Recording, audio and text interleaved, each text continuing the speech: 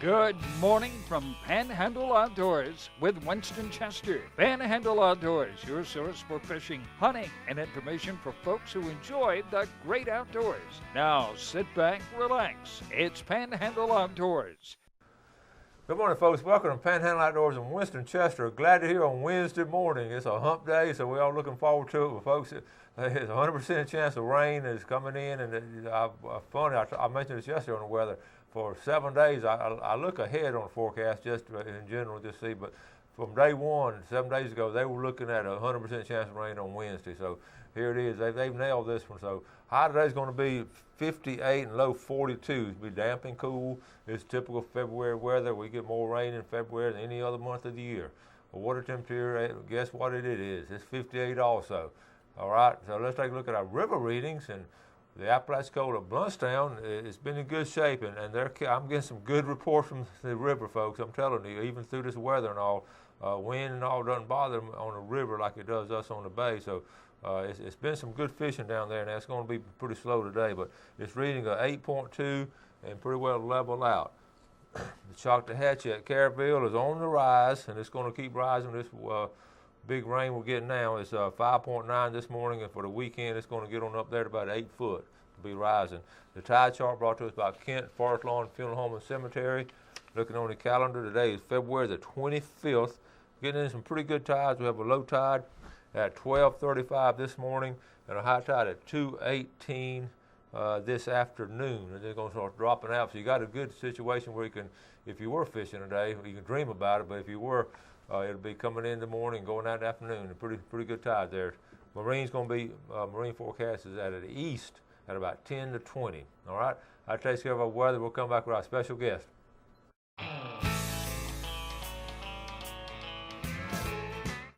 Welcome back. Welcome, Captain Ken Fairmore. Good morning. Good morning, and a belated happy birthday. Thank you. You just had a big birthday.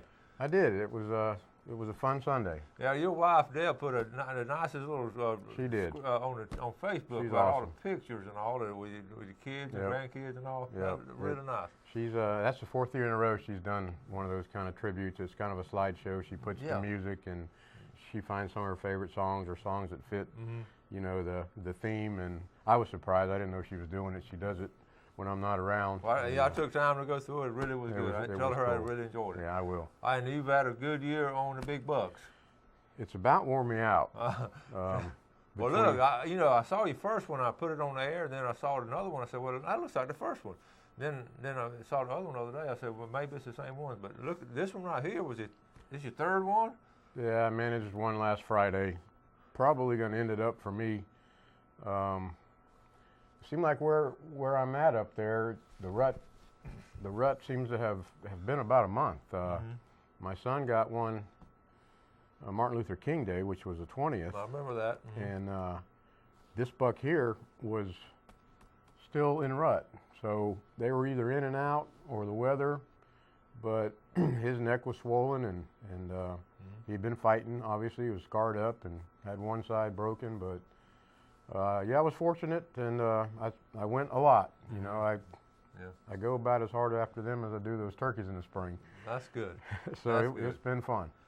Okay, so you about to wrap it, like most of us, we're about to wrap it up with this hunt season. Well, you know, we're in archery and muzzleloader right now. The gun season closed Sunday, and between this weather, it's hot, and work, unless it gets really cold between now and this coming Sunday when it closes all together, I may not be able to go.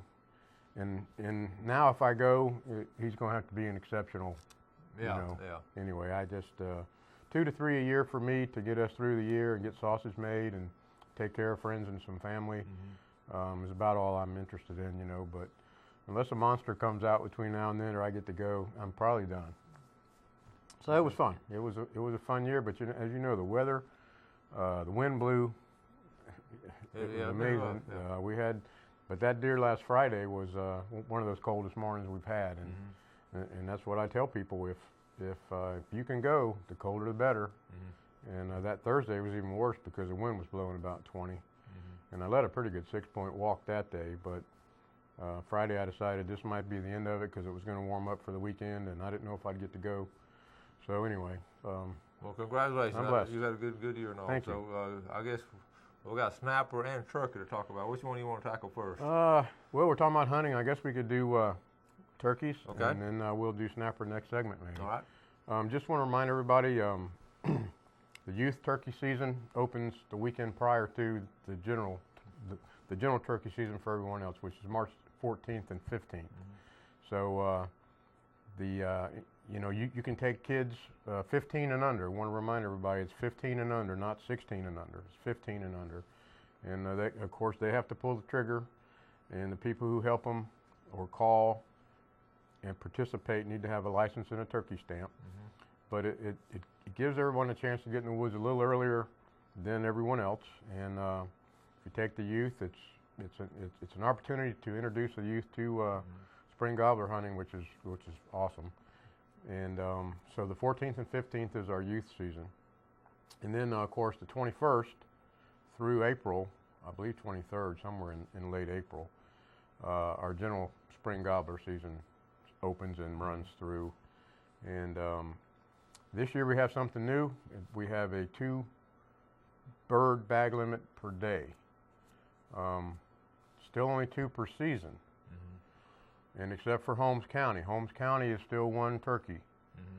But anywhere else, I don't know why anyone would want to kill 2 turkeys in 1 day, because you'd be done for the rest of the season if you did that opening day. But if you wish to, the daily bag limit outside of Holmes County is 2 birds. It's always been 1 bird, 2 per season. This year is 2 per season, but you can take 2 per day. So there again, I like the experience of the hunting, and I wouldn't want to bag out my first weekend and be done, the rest of the season personally. But it is a 2-day bag limit. I want to remind everybody about baiting, the prohibition against being within or taking a turkey within 100 yards of a feeder or a bait station. Obviously, that's not the purpose of spring gobbler hunting.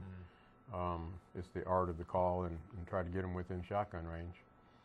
And the management areas will be open, private lands will be open.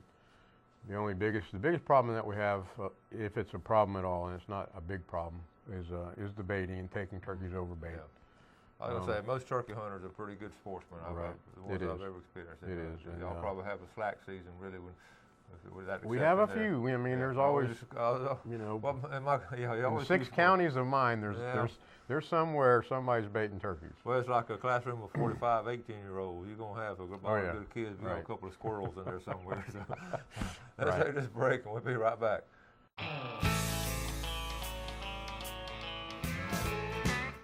Okay, welcome back. We're here with Captain Ken Paramore looking for a question one of my viewers has sent to ask Ken. We'll find it in a second. But let's go ahead and get on to the red snapper. This is our state law is coming up. Right. So it's not federal now, so don't get excited. But I like the way we're doing things right now. From what I know so far, it's a good proposal. We're going to have a series of public workshops starting March the 9th in Pensacola and then working east. All right. And there's March 11 will be in Destin. I'm sorry. March 11 is Panama City. March 10th is in Destin. Then it goes down to Carabel on March the 12th, and March 16th down in St. Petersburg. But these workshops are to solicit and take public input as it relates to red snapper season for 2015 in state waters. And our commissioners, I think back in the February meeting, were given a list of proposals, and they like this one here that they're going to be discussing, but the door is still open. But the way it is proposed currently, if it shakes out based on public input and what our commissioners decide to do, last year we had it was 52 days of red snapper season in state waters. And if this goes through as proposed this year, it would give us 70 days. Yeah. And so far what I like about it, it's not 70 straight days, but it takes up the most important times and the most popular times that people are here recreating and fishing. Keep in mind, this is still just state waters, but it looks like, as proposed, it would open the Saturday before Memorial Weekend and run through July 4 weekend, and then it would run through the Sunday of July 12th. Then it would close, and it would open again Labor Day weekend to include every Saturday and Sunday in September and October. And if most of you remember who snapper fish, the last I remember we were able to fish for red snapper in October was 2010, right after Deepwater Horizon. And it was a consolation that we were given by the feds because of the closures that were out there. And there was some really good fishing for red snapper the month of October. Particularly that year, the seas were calm, and it was nice. So if this or any shape or form of this passes, it looks like we're going to have a longer season than we had last year. We're going to cover all 3 of the holiday weekends during the summer. We're going to cover most of June and July, and then we're also going to be able to have weekend fishing in September and October. So I think it's a positive thing personally. I agree with you, Ken. You know, like you say, those of us that snapper fish, that's the ideal time for us to go. And with the fall fishing, it's just some of the most fun fishing there is. It's not hot out there. It's not so just steamy beautiful. hot. It's right. beautiful weather, and you get some great weekends. And a lot of our people, you know, who are hunters and change gears about that time, there's really, other than dove season and maybe archery at the end of that month. No, archery's not even in there. There's, it's really kind of a lull like we're in now, you know, the month of February and March. So, and it's a nice, as you know, going in July, and it can be so steamy hot. And but anyway, we've already booked the first Saturday of June. We've already got it booked on the Seminole Wind, and we're talking about now. Go ahead and book in a fall trip if this goes through. If this goes through, and we'll know. We should know. Our commission meeting is in Tallahassee in April, and they'll have the input from these discussions. I want to encourage people to. There is a method to send in your comments too, electronically, if you can't attend one of these workshops. But it's now we don't know about federal waters.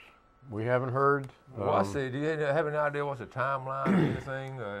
We don't know what they're going to do? Or? No, I can tell you word on the street has been that there may not be a season. Wow. But I'm not going to put a whole lot of stock in that. That's just talk I've heard. It hasn't been any official talk, and it hasn't come from anybody that I consider in the know. But I have heard it was an overharvest last season based on data. And it's possible, but let's sure hope we have something, obviously. Yeah. But anyway, these public meetings are and I will have to give kudos to our commissioners.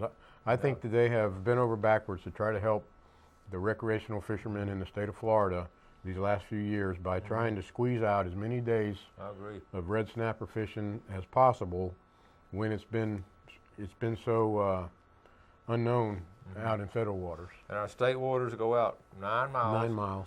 And now I understand Alabama state waters, or which one just go at 3? It was 3. They go out 3 miles, right. So they're going to be in a bind. Right. If that's the case on the federal law. But right. we got 9 miles.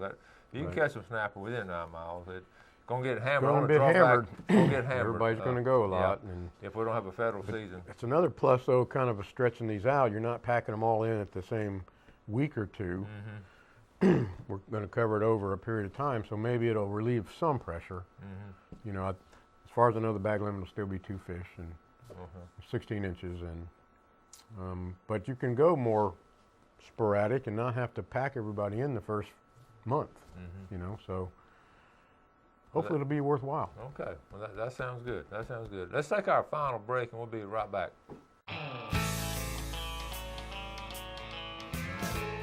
Hi, welcome back for the final segment of Panhandle Outdoors. We're glad you're watching this morning. Let's take a look at our fish and game forecast today, brought to us by Mark Coward of Edgewater Beach Realty. Mark's number is 832-6000. Our time this morning, 5:33 to 7:33, and this evening we're looking at really from 6 o'clock to 8 o'clock.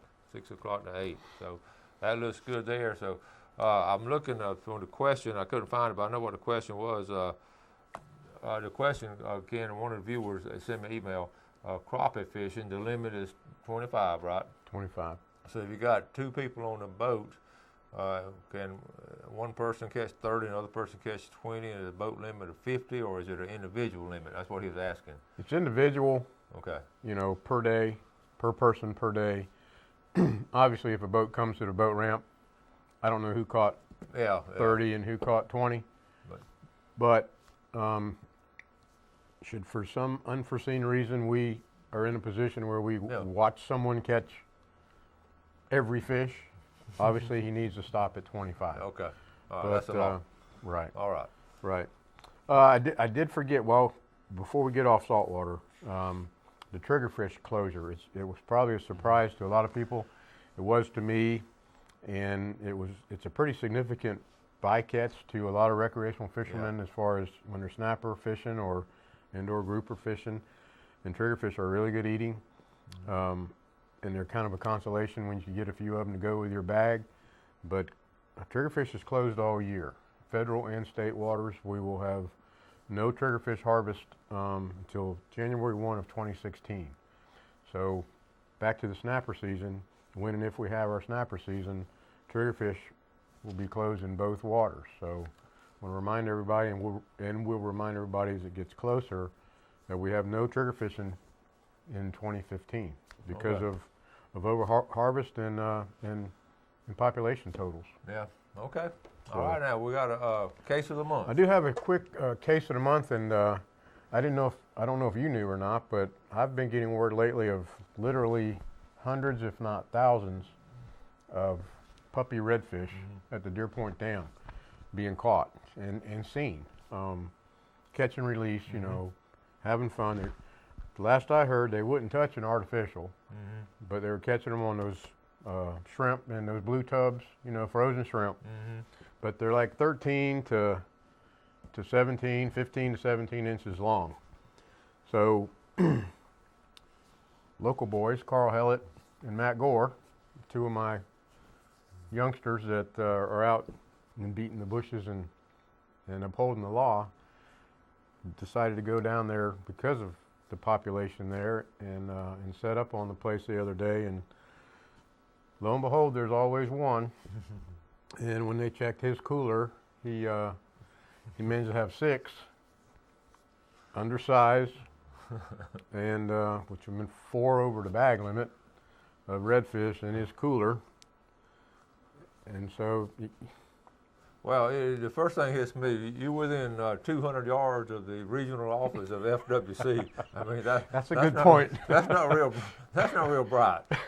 And you know, it's open area like that. I mean, that's crazy. Yeah, everybody's around, and if we don't drive up and see it or watch it for a while, chances are somebody's going to pick up the phone and call us and you know, and say that they watched, you know, this person, give us a description, give us the truck and the cooler.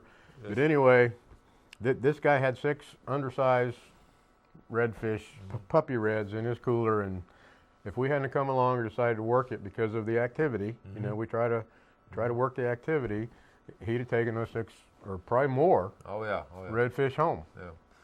So kudos to Matt Gore and Carl Hellett. You know, the IQs of some of these guys are just amazing, and it's just fascinating. But like I say, it's a lot of folks pick up the phone now and call, and they can get a reward. And yeah, you're right. And a lot of them don't even want a reward; they just want that's right.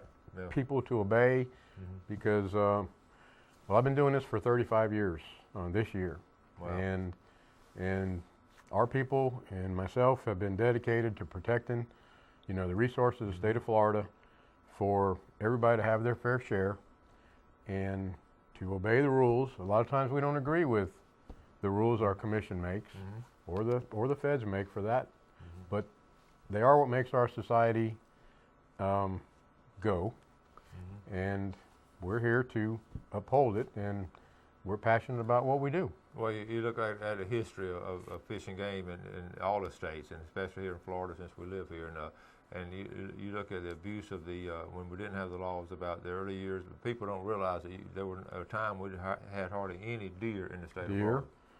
Turkeys were in a bad spot at one time. Alligators were almost gone. Yeah. We brought bears back, because of a 20-year closure now, and they're going to be discussing the bear season. So you're right. Yeah, yeah. Have you had any indication on any kind of bear activity as far as the, when I say the rules? At this April meeting, which is the same meeting they're going to be discussing the red snapper season, they hope to, as far as the word I'm getting, are going to be discussing some type of bear hunting probably this year, Okay. late this year, beginning of next year, to help. It's not a cure-all. You know, hunting bears is not going to fix all of our bear problems with these bears that are urbanized, you know, and habituated to garbage and dumpsters and people's. I was thinking about that. That's the ones we really need to hunt. You can't really dictate who hunts what, but those are the ones, you know, the ones way back there in the middle of that Apalachicola forest. They're not the problem. And those ones going to get hunted because that's where the hunter's going to go. The only consolation there is those end up getting pushed out, you know, due to the population because they're territorial, and those that get pushed out were the ones end up in urban areas. So if we start with those, eventually I think it might take care of itself, but it's going to take several years. Yeah, that's going to be interesting once that development of that. But they are going to be discussing some form of a bear season. Will it be probably just on wildlife management area or private land? It'll be limited places, Okay. I'm sure, and probably where there's the most populations of huntable, you know, numbers of bears. But all that remains to be seen. Hopefully, I'll know something next month. Yeah, and we have a strong history of bear hunters in Florida that, you know, that's been really good hunters, and they've enjoyed it and haven't abused it and all. So it's sort of it can be done in a limited way. And like I say, it's been closed since '94, so it's been closed 20 years. Wow, it doesn't seem like that long. I know. Yeah. Well, okay, we're about to wrap things up. Any closing comments? We got. Getting ready for spring gobbler. Okay. All right. Well, Ken, thank you so much for coming on, buddy. Thank you. Enjoyed it. Appreciate it. As always, folks, we appreciate you watching Panhandle Outdoors and supporting our sponsors and, you know, taking care of. If you have a question, just call Ken and down at any of our offices. All right. Y'all have a great day and do something good for someone else, and God bless. Thanks for joining us for Panhandle Outdoors with Winston Chester. Panhandle Outdoors features hunting, fishing, and other activities and information to help you enjoy the great outdoors. Join us next time for Panhandle Outdoors.